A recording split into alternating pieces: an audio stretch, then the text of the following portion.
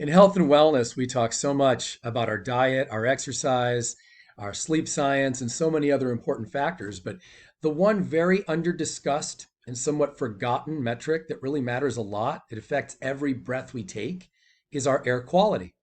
Now, I find when I bring this up to people, they often assume that air quality deals mainly with what's going on outside and that you're kind of a victim to it. If you live in a certain area and the air quality is bad, then you're somewhat out of luck.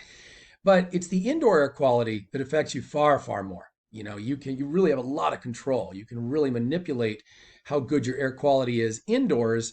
And even if the outdoor air is not so great, that's okay as long as you keep things good where you're going to be inside. So I've put in the description some affiliate links to some products that I highly recommend. They're air quality monitors. Now, this is an old one here that I use.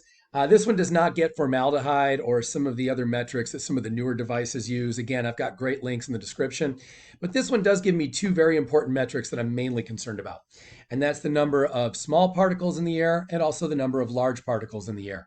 Now, the number you're shooting for when you turn this on or turn on whatever device you're going to use, you want to see the small particles get to 30 or under. Fewer is better, but around 30 or under is usually pretty good air quality.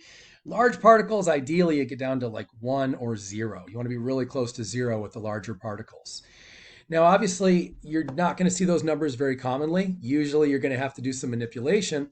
And that's where you want to get this little white device that I have back here or something similar.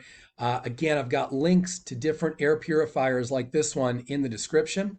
And by using one of these, you're going to be able to, of course, bring these numbers down to good recommended levels like I spoke about. Now, the one thing to keep in mind is there is kind of a downside to utilizing air purifiers.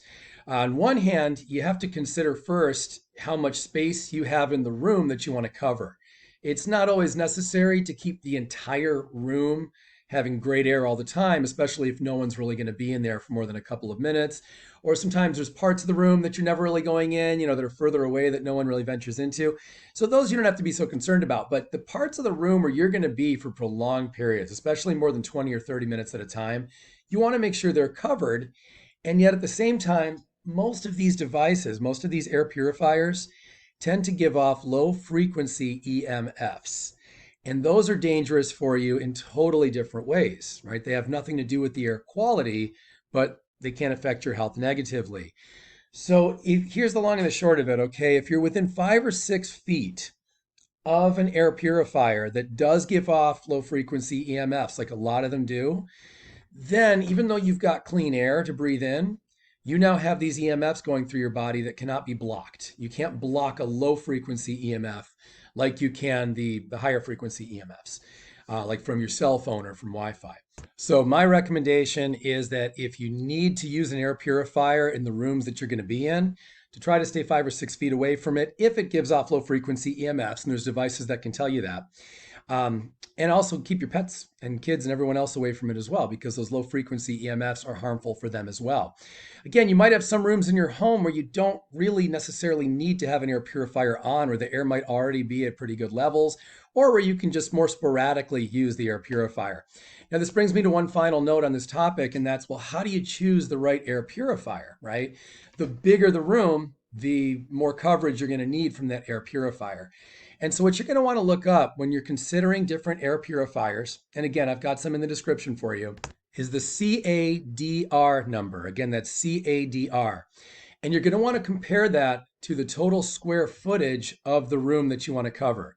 And here's how this works. The CADR multiplied by 1.55, if we want to be really specific, CADR times 1.55 should be as big a number or even bigger than the total square footage of the room. Now, keep in mind, again, you don't always need to cover every last square foot of the room. A lot of times you have that big room and you have parts you don't go into. So just be realistic about the total amount of square feet that you want to cover. Find a device, a purifier that has a CADR times 1.55 that'll cover that much surface area, that many square feet.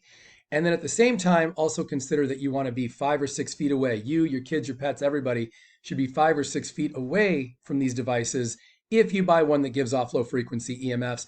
By the way, I don't find it particularly accurate to try to go online and figure out which ones give off the low frequency EMFs. It just feels like a lot of people answering those questions don't necessarily know. And almost all of them will give off at least some level of low frequency EMF. So then we start getting into, all right, well, how severe is it? It's not so much a yes or no.